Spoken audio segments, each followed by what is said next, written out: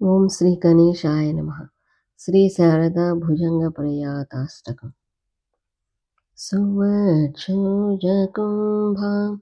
సుధా పూర్ణకుంభాం ప్రసాదావలంబాం ప్రపుణ్యావలంబాం వదస్యేందుబింబాం సదానోష్టబింబాం భజే శారదాంబ మజస్రం మదాంబ కటాక్షేదయాద్రాం కరే జ్ఞానముద్రా కళాభిర్వినిద్రా కళాపై సుభద్రా పురస్త్రీ వినిద్రా పురస్తుంగభద్రాం భజే శారదాంబ మజస్రం మదంబ లలామంకఫాలాం లసద్గానలోలాం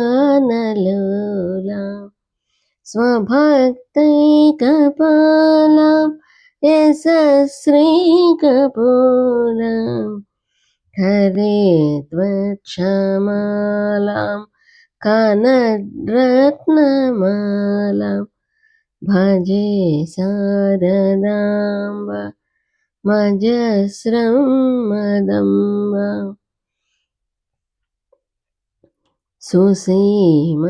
సుసీమంతవేణీం దృశానిర్జితైనీం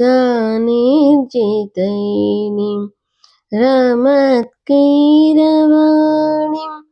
నమద్వజ్రపాణిం సుధామంతరాస్యాం ముదా చింత్యవేణీం భజే శారదాంబ మజస్రం మదంబ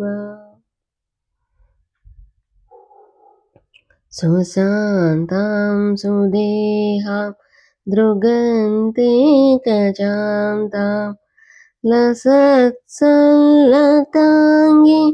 మనంతమచింత్యాం స్మృతాం తాపసైః సర్గపూర్వస్థితాం తాం భజే శారదాంబ మజస్రం మదాంబ కురంగే తురంగే మృగేంద్రే ఖగేంద్రే మరాళే మధేభే మహోక్షేధిరూఢాం మహాద్యం నమామ్యం సదా సామరూపం భజే శారదాంబ మజస్రం మదాంబ జ్వలత్కాంతివహ్నిం జగన్మోహనాంగిం భజన్మానసాంభోజ శుభ్రాంతభృంగీం నిజస్తోత్రసంగీత నృత్యప్రసంగిం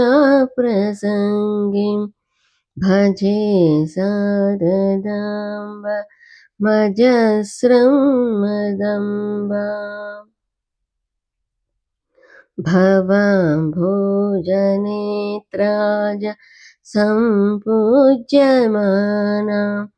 లసన్మందహాస ప్రభవక్త్రచిహ్నాం చలచంచలాచారు తాటంకకర్ణాం భజే శారదాంబ మజస్రం మదంబ భజే శారదాంబ మజస్రం మదంబ. ఇది శ్రీ శంకరాచార్యుల విరచిత శ్రీ శారదా భుజంగ ప్రయాతాష్టకం సంపూర్ణం. ఈ వీడియో కనుక మీకు నచ్చితే ప్లీజ్ లైక్ చేయండి, షేర్ చేయండి, సబ్స్క్రైబ్ చేసుకోండి.